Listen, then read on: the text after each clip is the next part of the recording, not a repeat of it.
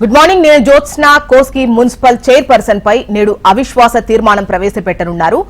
BRS కు చెందిన chairperson మేకల శిరీషపై కాసేపట్లో కౌన్సిలర్ల అవిశ్వాస తీర్మానం ప్రవేశపెట్టనున్నట్లు తెలుస్తోంది. ప్రస్తుతం 14 మంది కౌన్సిలర్లలో 11 మంది కాంగ్రెస్ కౌన్సిలర్లు ఉండటంతో మున్సిపల్ పీఠం కాంగ్రెస్ చేతికి వెళ్లే అవకాశాలు ఎక్కువగా ఉన్నాయి.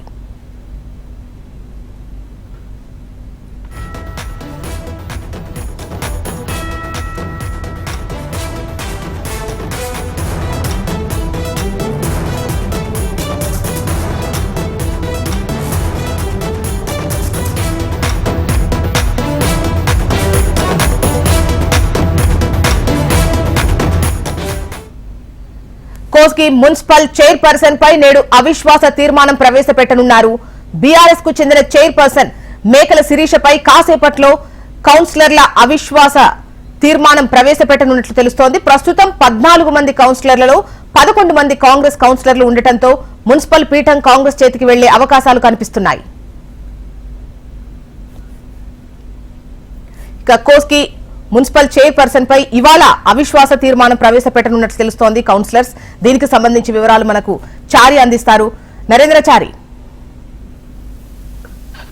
కాంగ్రెస్ పార్టీ అధికారంలోకి రాగానే మున్సిపల్ చైర్మన్ల పైన అవిశ్వాస తీర్మానానికి పూనుకున్న పరిస్థితి కనిపిస్తుంది. ఉమ్మడి పార్లమెంట్ జిల్లా రేపు మహబూబ్ నగర్ కోస్గి పురపాలికలకు సంబంధించిన అవిశ్వాస తీర్మానాలు కొనసాగుతుంది. ఇందులో భాగంగా మొదట కోస్గి మున్సిపాలిటీలో అవిశ్వాస తీర్మానానికి ఈరోజు ఏర్పాటు చేసిన పరిస్థితి కనిపిస్తుంది. మరి కాసేపట్లో కోస్గి మున్సిపాలిటీలో అవిశ్వాస తీర్మానం ప్రవేశపెట్టబోతున్నారు. దీనికి సంబంధించి అయితే కోస్గి మున్సిపాలిటీలో మొత్తం 14 మంది సభ్యులు ఉండగా ఇప్పటి వరకు అయితే గతంలో 7 బీఆర్ఎస్ పార్టీ అలాగే 7 కౌన్సిలర్ కాంగ్రెస్ పార్టీ గెలుచుకోగా సంబంధించిన 7 మందిలో ఎక్స్ అఫీషియా ఓట్లు ఎమ్మెల్యే సత్యనారాయణ రెడ్డి అలాగే ఎమ్మెల్యే పట్నా నరేంద్ర రెడ్డితో కలుపుకొని బీఆర్ఎస్ పార్టీ మున్సిపల్ చైర్పర్సన్ ఎన్నిక జరిగింది. అయితే ఇప్పుడు కాంగ్రెస్ పార్టీ అధికారులకు రావడం అలాగే ఆ ప్రాంతంలో రేవంత్ రెడ్డి కూడా గెలవడంతో ఒకసారి సభ్యులు 4 కూడా ఇప్పుడు మున్సిపల్ కోసి మున్సిపల్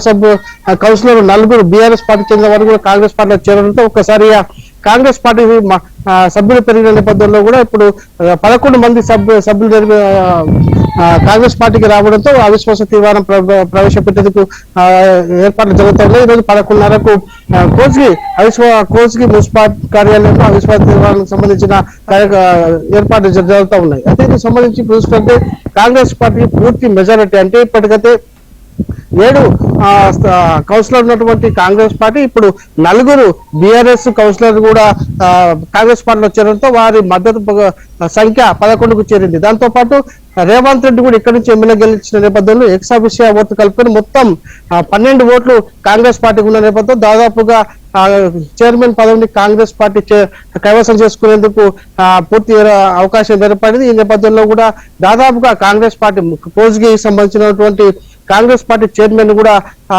ఎన్నుకునే అవకాశం.